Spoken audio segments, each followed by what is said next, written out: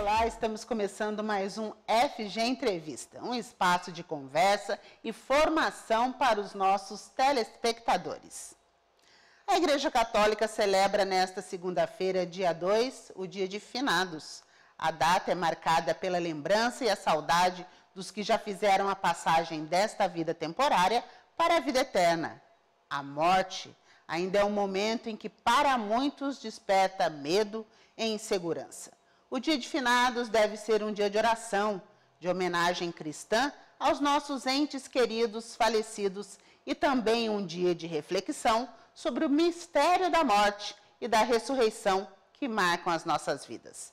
Para entendermos mais sobre a morte e o processo de luto, o FG Entrevista de hoje vai esclarecer essas questões que ainda podem gerar muitas dúvidas. E sobre o Dia de Finados, nós vamos conversar com o padre Renan Rangel, que é o reitor do Seminário Bom Jesus em Aparecida, e está conosco aqui no estúdio para conversar sobre o significado dessa data. Padre, muito obrigada pela sua presença. O assunto hoje é finados, né? Os mortos. Eu queria começar conversando com o senhor, perguntando o seguinte: como que a religião pode nos ajudar a entender e aceitar a realidade da morte? Muito obrigado, Andréia, pelo convite. Muito obrigado a todos que nos acompanham. Desde que o homem tomou consciência de si, o homem também tomou consciência da sua finitude. Ao perceber-se finito, o homem também intuiu que existe o infinito. Desde que o homem se percebeu homem, refiro-me aos nossos mais remotos ancestrais, não é? Começou o culto àquilo que é diferente do homem, não é? O sol, a lua, a terra, e nós temos nas pinturas rupestres as divindades primitivas, não é? Isso é a busca do homem de entender o que acontece para além desta vida. Aquele que é infinito e que rege, de alguma forma, o finito. Aí nós vamos ter todo o desenvolvimento da história da humanidade até chegarmos na fé no Deus vivo e verdadeiro, no único Deus. Isso é o primórdio da religião judaica, que é a base da religião cristã. Em Cristo, nós temos um sentido novo, porque Cristo se fez, sendo Deus, se fez homem. E ao se fazer homem, morreu. Cristo morreu, como todos os homens morrem, mas Ele ressuscitou. Então, na nossa fé cristã, nós temos uma base diferente para a interpretação da morte. Porque a morte não é a última palavra. A morte é o fim dessa esfera, desse plano, mas ela é a porta para a vida eterna que Cristo, com a sua ressurreição, veio nos dar. Padre, o que o Catecismo da Igreja explica sobre vida eterna? Muito bem. Nós viemos de Deus e a Deus voltamos. Então a vida do homem, ela é eterna. Parte dessa vida é vivida nesse plano material. Mas a semente que Deus plantou no coração do homem é a semente da vida eterna, porque fomos feitos à imagem e semelhança de Deus, e Deus é eterno. Então, quando nós terminamos esse momento aqui, nós voltamos para a nossa origem, que é do próprio Deus, que é em Deus, não é?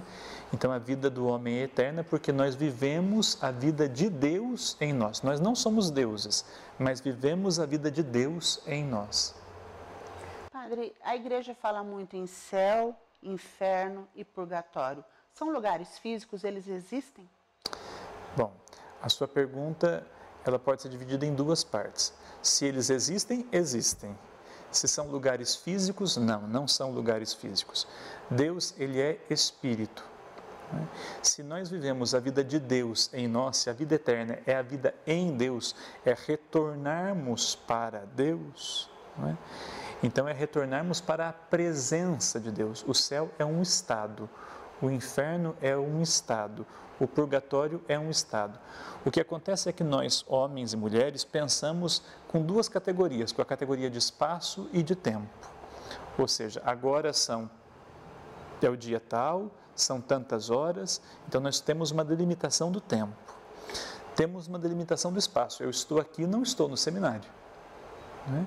Então, essa é a categoria espaço-temporal com que nós pensamos. Por isso, nós temos tanta dificuldade de abstrair para a realidade do céu e para a realidade de Deus, porque Deus ele está em todo lugar. Deus é Espírito. Deus está em todo lugar, mas nem tudo é Deus, porque senão nós seríamos panteístas, né? Tudo seria Deus. Não. Deus está presente em todos os lugares, mas nem tudo é Deus. Assim, o que é o céu? O céu é estar na presença de Deus. O que é o inferno? O inferno é a palavra ínfere, quer dizer profundidade, né? E essa profundidade sem luz, ou seja, sem a presença de Deus. E o que é o purgatório? O purgatório é aquele estado daqueles, como diz a nossa fé, como diz o catecismo da igreja, que morrendo com sede de Deus, morrendo buscando Deus, por terem morrido em alguma situação de impureza, em alguma situação ainda não iluminada pela graça de Deus, passam por esse estado de purificação até estar na presença de Deus plenamente. Padre, por que algumas pessoas elas culpam Deus quando perdem um ente querido? É porque a morte não é fácil de ser entendida, né? A morte é sempre uma ruptura. Se a morte é a passagem para um outro plano, para o plano de Deus, né, para o plano da presença de Deus, né, ao mesmo tempo ela significa uma despedida, porque eu deixo de estar, deixo de sentir, deixo de ver, deixo de tocar naquele que eu amo, né, naquela pessoa que faz parte da minha história. Eu preciso me desprender para entender que o outro não é minha posse, o outro é posse de Deus. Então eu preciso devolver a Deus o que é dele. E essa ruptura, essa separação física, ela é doída. Ainda mais quando acontece de uma forma um pouco mais trágica, vítima de uma violência, vítima de uma tragédia natural, ou enfim, vítima de uma morte súbita, um acidente. Então tudo isso nos questiona, tudo isso nos impacta, porque como assim eu estava com a pessoa agora, ontem ou agora há pouco e agora de repente eu não vou estar mais, né? Isso nos impacta. Então, humanamente falando, isso é compreensível. Aí a pessoa culpa Deus, porque como Deus levou, como Deus permitiu, como Deus quis, né? Como se a morte, dependendo da situação, mais trágica ou não, fosse culpa de Deus. A morte não é culpa de Deus, a morte é simplesmente culpa da nossa criaturalidade, da nossa limitação. Nós somos finitos e de alguma forma terminamos nessa esfera, nessa matéria, porque na esfera espiritual temos, como eu já disse, a vida eterna. Então, o que acontece? É muito importante que nós, desde sempre, criemos a consciência de que somos de Deus e a Deus voltamos. A morte não é o ponto final, a morte é simplesmente uma vírgula, porque ela nos abre a possibilidade de continuarmos o pensamento, continuarmos a história numa outra dimensão. E quando acontecer alguma situação um pouco mais trágica, não é? Que nós entendamos que aquilo é fruto ou das consequências da natureza, ou, em geral, sempre fruto da liberdade mal usada do homem, que não sabe cuidar da natureza, não sabe respeitar o outro, e, enfim. E mesmo quando é uma doença, não é? Que ela é fruto, que a morte nos leva para Deus. Então, quando nós entendemos isso e acreditamos na vida eterna, isso nos dá maior aceitação. Não tira de nós a dor da separação física, não tira de nós a tristeza, não é? Mas ela nos dá esperança. Padre, neste dia 2, finados, né? Muitos cemitérios até estarão fechados devido à pandemia. A igreja sempre fala para que se reze pelos mortos. É uma boa oportunidade para se fazer isso. Sim, a oração pelos mortos, ela faz parte dos atos de misericórdia espirituais, né? As obras de misericórdia espirituais, rezar pelos defuntos, rezar pelos vivos e pelos defuntos. o que acontece? Talvez nós não possamos... Por que é importante ir ao cemitério? Porque ali no cemitério nós nos confrontamos com aquela realidade que nos remete à morte, nos remete à nossa finitude e nos faz buscar o céu, porque o céu é o nosso lugar. Né? Existem tantas pessoas que passam a vida querendo construir impérios e de repente chega a morte e não foram capazes de se preparar para a presença de Deus. Né? Então, daí a necessidade, a busca de ir ao cemitério para poder se confrontar com essa realidade. Nesse momento de pandemia que nós estamos vivendo, eu penso que duas coisas são importantes. A primeira é a oração pelos mortos, né? Por aqueles que no purgatório esperam gozar da nossa oração, da nossa intercessão, para que Deus tenha misericórdia deles, perdoe as suas faltas e os leve ao céu. Né? A oração pelos mortos tem essa dimensão. É bíblico isso, né? Essa oração. E segundo, a dimensão de lembrarmos de que um dia nós também morreremos, de que um dia nós também nos apresentaremos diante de Deus. Então essa consciência tem que ser muito clara. E isso pode se dar mesmo que eu não vá no cemitério. Né?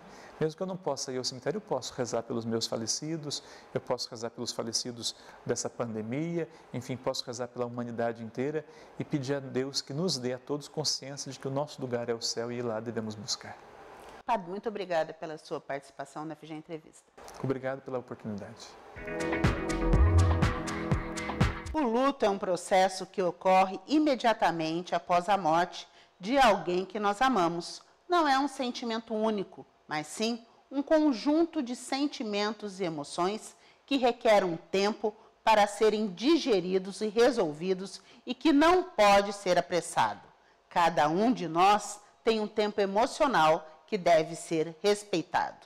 E sobre o luto e seu enfrentamento, eu conversei com a doutora Elaine Alves, pós-doutorada em psicologia pelo Instituto de Psicologia da USP, psicóloga especializada em perdas, morte, luto, emergências e desastres.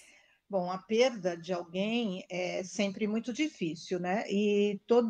Primeira coisa que o luto é o momento mais difícil em toda a existência humana. Então, não existe nada mais trágico, mais difícil de ser vivido do que o luto. Isso já dá uma noção do que isso significa. E o luto depende do vínculo. Aliás, só há luto se houver vínculo. E essa dor vai depender da qualidade desse vínculo, né, do tipo de morte. O tipo de morte também é muito importante, porque isso depende da compreensão da morte. O lugar social que essa pessoa ocupa, as ferramentas internas que cada um tem para enfrentar isso.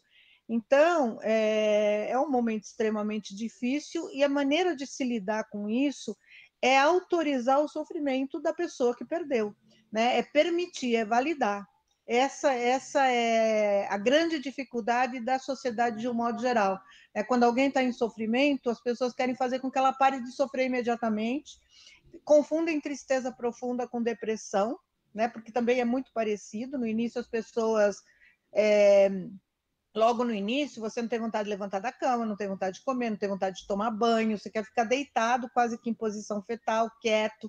Isso parece muito com depressão, mas isso é tristeza profunda, né? E a diferença com a depressão é que a depressão é uma tristeza sem motivo, né? E aí você tem um motivo. Então, essa pergunta que você fez é importante. Como lidar? A maneira de lidar é autorizar essa pessoa a sofrer, porque o sofrimento é um direito. Né? Assim como a alegria. Ninguém impede alguém de ficar feliz, ou quando alguém está feliz, você não leva essa pessoa no médico para ela ficar menos feliz. Né? Então, quando alguém está em sofrimento, você precisa dizer para ela que está do lado dela e que ela tem o direito de sofrer e principalmente que ela não tem nada que ser forte, não tem que ser forte coisa nenhuma, né? E que aquele é um momento muito difícil que só ela sabe o que ela está passando. Por isso, para eu estar do seu lado, eu só tenho que estar aqui junto de você. Com certeza, o luto é um sofrimento horroroso. Como eu disse, é o pior de toda a nossa vida. Mas ele é necessário, saudável e importante, né? E ele é extremamente saudável. Não viver o luto é um grande problema. Então, um dos problemas que nós temos enfrentado na atualidade, e principalmente quando essa morte acontece dentro de hospitais, e principalmente se essa morte for morte de filhos, pela não capacidade, né, de aguentar a dor, principalmente de mãe, os profissionais acabam medicando essa mãe, que depois vem para o nosso consultório muito brava, com muita raiva, porque ela não pôde aproveitar esse momento de despedida. Muitas vezes elas nem se lembram disso. Ah, essa é a pergunta de $1 milhão. Porque essa é a grande pergunta, né? E esses dias eu vi uma resposta de um profissional de saúde de que o luto dura 3 meses, né? Eu fiquei muito brava, porque de forma alguma, primeiro, não existe um tempo para o luto. De novo, eu disse que o luto é individual, e o luto ele não depende do tempo cronológico, do tempo do relógio, o luto depende do nosso tempo interno, de quanto tempo eu preciso para olhar para o mundo sem essa pessoa que eu perdi, né? De quanto tempo eu preciso para entender que eu tenho que eu tenho que viver sem essa pessoa, que eu posso aproveitar a vida e principalmente que eu posso ser feliz sem essa pessoa, porque a princípio as pessoas enlutadas elas demoram muito para entender que elas podem ser felizes. É como se elas se sentissem felizes, né? É como se elas estivessem esquecendo quem morreu. E isso traz a elas uma grande culpa. Então, assim, primeiro, quando eu falei dos 3 meses, né? Às vezes o luto, porque no começo você tem uma tristeza profunda, mas é pela consciência da perda, mas ainda o fato de uma pessoa ter morrido, você participar dos rituais, não é suficiente para você entender que ela morreu e não volta mais. Né? Todos nós, quando enlutados, mesmo após a morte, nós vamos buscar por essa pessoa, vamos fazer tudo para o mundo voltar para trás, sabe? Para a gente resgatar essa pessoa, para ela voltar à vida, mesmo sabendo que isso é impossível. Isso é o que nós chamamos do tempo de loucura do luto. Né? Por isso que o luto parece loucura. Muitas vezes o lutado acha que está louco, porque ele sabe que a pessoa morreu, não volta mais, mas ele está fazendo coisas para essa pessoa voltar. Então, às vezes, 3 meses é o tempo que a pessoa precisa para entender que a morte é irreversível. E aí o luto vai começar, percebe? Então, porque assim, a tristeza profunda não necessariamente ainda é o processo de luto ou o trabalho de luto que a gente chama, porque o viver o luto é um trabalho muito grande, né? É trabalhar a falta de alguém, é trabalhar a despedida, né? Esse rompimento de vínculo. Então, por que a gente fala às vezes vai começar depois de 3 meses? Porque esses 3 meses foi o tempo que você entendeu que agora você vai ter que viver sem. E aí, como viver as primeiras datas, né? Esse período de 1 ano, por exemplo, 1 ano, as pessoas acham às vezes que, então tá, então depois de 1 ano a pessoa tem que estar bem. Não, ela não vai estar bem depois de 1 ano. O primeiro ano é o ano mais difícil de ser vivido, né? Primeiro, porque você vai enfrentar as primeiras datas sem essa pessoa, as datas significativas para cada um. E segundo, porque nesse primeiro ano existe todo um movimento de não abandonar a pessoa que morreu, ou seja, em quantos dias, vamos pensar que aqui é o último dia que você esteve com essa pessoa, né? Enquanto o tempo vai te empurrando para longe desse dia, a pessoa enlutada está lutando contra isso para voltar para esse dia. Então, esse primeiro ano é o ano de se fazer isso. Quando faz 1 ano, que você fecha esse ciclo de 1 ano, é como se fosse o dia da morte. Todas as emoções, os sentimentos são os mesmos do dia da morte. Com a diferença que, mais ou menos 1 mês antes desse dia de 1 ano, a pessoa já sabe, simbolicamente, né? Enfim, hoje é dia 26 de outubro. Bom, do dia 26 de novembro, essa pessoa vai fazer 1 ano. Então, é como se eu soubesse que essa pessoa vai morrer. E aí você começa a viver todos os últimos momentos. Essa foi a última vez que nós fizemos isso, foi a última vez que fez aquilo. Na última semana começa, foi a última segunda, a última terça, a última quarta. E o dia da morte é a revivência completa do dia que a pessoa morreu. Então, todas as emoções vêm à tona, por isso a importância dos rituais de 1 ano. Então, é a mesma coisa que naquele dia. Aí, quando você fecha esse ciclo, e aí você vai ter um período de tristeza nesse momento de 1 ano, quando você fecha esse ciclo, o que acontece é que agora as datas não são mais novidade, mas quando faz 1 ano, a grande drama é entender que já faz muito tempo, essa luta, são 365 dias, né? De voltar, de trazer essa pessoa. Mas aí você se dá conta que só passou 1 ano, que ao mesmo tempo que faz muito tempo, faz pouco. E que daqui para frente você vai ficar cada vez mais longe desse último dia. E isso dói demais. Isso te dá a noção de que você vai ficar cada vez mais distante dessa pessoa. Então, isso é uma dor muito profunda. Então, essa é a questão do ano, mas não que o luto dure um ano, o luto dura o tempo que cada um precisa. E aí, vamos pensar que para algumas pessoas são 3 anos, para algumas pessoas são 5 anos. Pais que perdem filhos demoram de 10 a 12 anos para se desfazer das coisas dos filhos. E ok. Né? Só quem não passou pelo luto pode julgar alguém, né? Dizer assim, olha, agora você já devia estar parando de sofrer. Bom, se você não perdeu ninguém que você ama, você não pode falar isso para ninguém.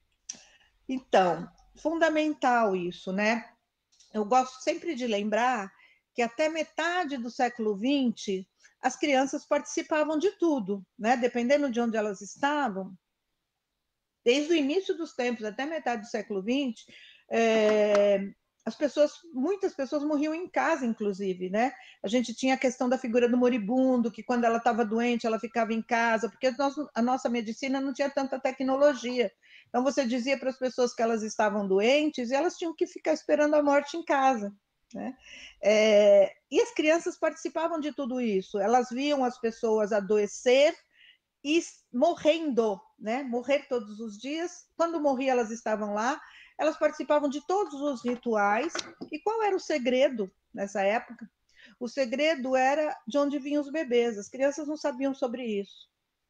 Hoje, as crianças sabem tudo sobre bebês, porque nós entendemos que precisamos explicar sobre elas, para elas, de onde vêm os bebês e mais, mas escondemos dela a morte. E aí eu te pergunto, né? Se a criança dava conta da morte no passado e dá conta da sexualidade hoje, quem é que não dá conta disso? É o adulto. Na verdade, o adulto tem dificuldade de lidar com a criança com todo o tema que é tabu. Mas a criança dá conta disso. Então, preciso lembrar que a criança tem direito à própria história, à vida que ela está vivendo, ela tem direito à notícia e ela tem direito às despedidas. Então, dizer para ela que o papai, a mamãe, o irmão, o vovô, seja lá quem for que é importante para ela, dizer para ela que ele morreu. E mais importante ainda, dizer que não volta mais. Porque muitas vezes essas crianças se colocam em risco para ir encontrar quem morreu. Né? Do tipo assim, eu vou pôr uma capa e uma espada e vou lá brigar com Deus e vou trazer fulano de volta. Já ouvi essa história de crianças, né? E é preciso falar para ela que se ela morrer também, porque criança até uma determinada idade, mais ou menos 6 anos, ela não sabe que a morte, aliás, até os 10 anos aproximadamente, depende de cada criança, ela não sabe que a morte é irreversível. Ela acha que pode morrer e desmorrer. A não ser que ela tenha vivido isso, né? Perdido alguém. Então, alguém precisa dizer para ela que se ela morrer, ela talvez não encontre quem ela vai buscar e com certeza ela nunca mais vai ver quem está ali com ela que ela ama tanto. Né? E isso não é uma mentira, não é para assustá-la, mas é para dar para ela uma noção de realidade e protegê-la. Porque às vezes as crianças se colocam em comportamentos de risco para ir encontrar quem morreu, porque ela acha que pode desmorrer. E mais, né? Então dizer para ela, e ela vai entender o não volta mais? Talvez não. Mas quando ela falar, mamãe, eu quero ver o papai, é o momento de dizer, lembra que eu te disse que não ia voltar mais, que a gente nunca mais ia ver? Então, a gente não pode. E aí é o momento de dar fotografia, de dar filme, de conversar, de permitir que a criança chore. A criança fica de luto tal qual o adulto. Né? O que acontece é que pelas fantasias que ela tem, né, pela capacidade de magia, de fantasia, ela fica menos tempo voltada para isso. Ela fantasia mais, então ela sai mais disso, mas ela sofre tanto quanto. O que ela precisa é de um adulto ao lado dela, porque ela entende que quem cuida dela são os adultos. De um adulto disposto a permitir que ela também viva o luto dela e dar respostas para ela. E tem uma outra coisa que eu acho que é importante, de dizer para a criança que, embora a pessoa tenha morrido, não vai voltar mais, que existe uma oportunidade de se despedir. E que essa pessoa que morreu está numa caixa muito bonita, enfeitada de flores. Você não precisa mostrar para ela uma imagem feia disso, porque a criança vai ver o que você mostra para ela. Então, o seu irmão está numa caixa muito bonita, né, cheio de flores, e essa criança pode levar desenhos, pode fazer uma carta, pode levar um brinquedo, pode levar uma peça de roupa. O que você quer levar para o seu irmão levar com ele, para o seu pai, para o seu, seja quem for, né, seu avô, que você quer dar para ele levar? Você quer levar alguma coisa? E aí essa criança pode fazer um desenho, pode escrever alguma coisa, ou pode levar alguma coisa dela. E é o momento da despedida. É triste? É horroroso? É difícil? Mas não dá para fazer a morte pior. Porém, não dá para fazer a morte melhor. Porém, a gente pode fazer a morte menos pior. Porque quando você não coloca a criança nesse lugar, você faz a morte para ela muito pior. Pior do que ver uma criança sofrendo é ver uma criança esperando por alguém que não vai voltar. Então, as pessoas enlutadas, elas reclamam muito da solidão, do abandono, porque como os amigos e os parentes costumam dizer, eu não vou lá porque eu não sei o que eu vou falar, ou se a pessoa começar a chorar, o que eu vou fazer? Meu Deus, né? A parte mais fácil é de quem vai lá, não de quem está passando por aquilo, né? Eu sempre digo isso, né? A parte mais fácil é a sua, que só vai ouvir. Então, assim, é estar junto. Eu acho que sempre vai ter um dia, principalmente logo depois, né? Que eu acho que vale ligar para saber, posso ir? Porque às vezes tem um dia que a pessoa está a fim de ficar quieta, né? Mas é importante estar junto, de estar lá. Eu vim aqui para estar com você nesse momento tão difícil da sua vida. E ficar lá, pronta para ouvir o choro, para ouvir a lamentação, para ouvir aquela pessoa falar de quem morreu e disposta para também falar de quem morreu, porque o enlutado, ele precisa falar de quem foi e ele quer ouvir falar de quem foi. Ele não quer de forma alguma ouvir que é melhor não falar, que ele precisa esquecer, que ele precisa seguir adiante, porque tudo que ele não quer, né? A pior coisa que existe para viúvos, por exemplo, principalmente o homem ele é mais desrespeitado na sua viuvez do que a mulher, mas a mulher também. É dizer, logo você vai encontrar outra pessoa e vai refazer sua vida. Né? Os viúvos e viúvas, eles ficam muito indignados com isso, né? Porque isso é uma agressão a eles. Então, o que os amigos e familiares devem fazer é estar juntos, dispostos e abertos a ouvir a dor do outro, a validar a dor do outro e a autorizar a dor. Jamais para dizer que eles devem parar de sofrer, né? Porque ninguém para de sofrer só porque o outro quer. Né? E aí eu sempre penso assim, né? Quando a gente está dizendo, eu me lembro de uma vez que eu ouvi uma família dizer de um pai que perdeu um filho e que ele andava muito triste, né? E dizer assim, mas até quando a gente vai ter que aguentar essa pessoa com essa cara feia, com essa cara triste, né? Com essa cara em todo lugar que ele vai, né? Até quando? Não fazia um ano ainda da morte do filho. Ele precisa entender que a morte faz parte da vida. E aí eu fiquei pensando, estava todo mundo dizendo isso porque estava todo mundo ali com seus filhos em volta, né? Ninguém estava passando pelo que estava passando. Então ele estava passando uma dor horrorosa, terrível, e não tinha ninguém do lado dele. Estava todo mundo dizendo que ele era inadequado, que ele devia estar bem. Por outro lado, se estivesse bem, estariam dizendo que ele já estava bem. Porque a pessoa enlutada, ela tem essa dificuldade de ser adequada para a sociedade, né? Se ela está mal, é porque ela está mal, está exagerando. Se ela está bem, não. Então, já está tudo bem. Agora, então, na verdade, a sociedade é muito cruel. Então, chega um momento, só que isso é raro, tá? Acontece, sim, para muitas pessoas, pensando na nossa população, mas a maioria das pessoas, a maioria dos seres humanos, vai superar o luto, vai sofrer muito e vai sair do outro lado inteiro, tá? Algumas pessoas vão sair muito feridas, com algumas sequelas, mas que são possíveis seguir adiante, mas é óbvio que seria legal trabalhar.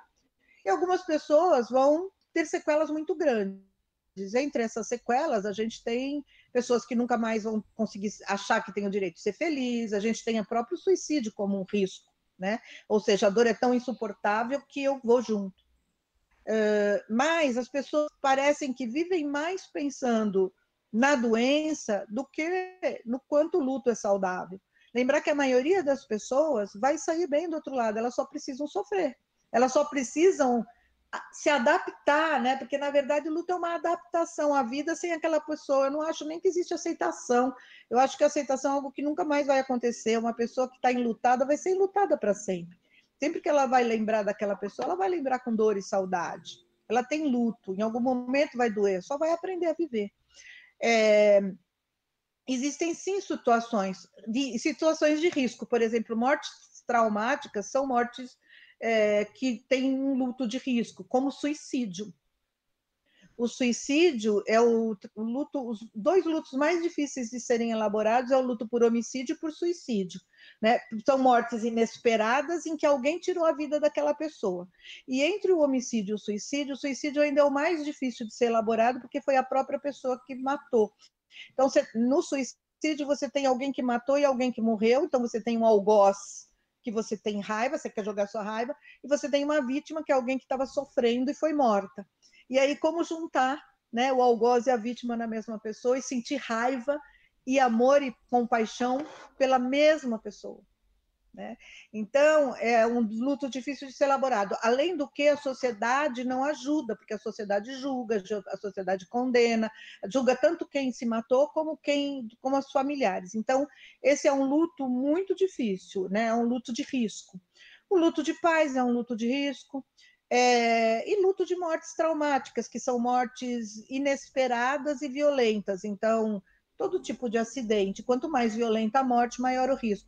Mas isso não quer dizer que alguém que ficou no leito de alguém que estava morrendo durante 1 ano ou 2, não possa ficar doente depois. Até porque durante 1 ano ou 2, a vida dela foi cuidar daquela pessoa. E aí, o vínculo entre ela e aquela pessoa cresceu muito, a vida dela era com aquela pessoa. E quando ela morre, como é que eu reorganizo a minha vida, que se minhas 24 horas eram com essa pessoa, né? Então, tudo depende de cada um, é tudo muito individual. O problema é que a maioria das pessoas olha para quem está sofrendo muito, né?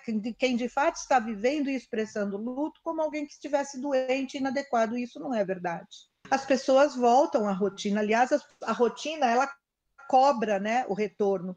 Então, as pessoas vão voltar. Nos primeiros dias, elas vão fazer, por exemplo, você está muito mal, mas você tem que assinar um documento, você tem que ir a algum lugar, as pessoas vão. Elas nem querem ir, mas elas vão. Se alguém puder, a gente até diz, se alguém puder fazer isso por ela, permita que ela fique em casa, porque sim, as pessoas querem ficar em casa. Mas aos poucos a rotina vai chamando essa pessoa, e mesmo ela ainda não estando bem, ela ainda não estando pronta, ela não querendo, ela irá. Ela vai cumprir os seus deveres e obrigações. Então, é isso que a gente observa, inclusive, no luto, né? Que as pessoas voltam à rotina. Agora, o problema delas voltar à rotina, que faz com que as pessoas achem que elas estejam adoecidas, na verdade, não é voltar à rotina, é que elas continuam tristes. É que elas têm momentos de choro, elas têm momentos que elas se retiram, elas têm momentos de tristeza. Isso faz com que as pessoas achem que elas não estão bem. E aí começa a encaminhar para o médico, né?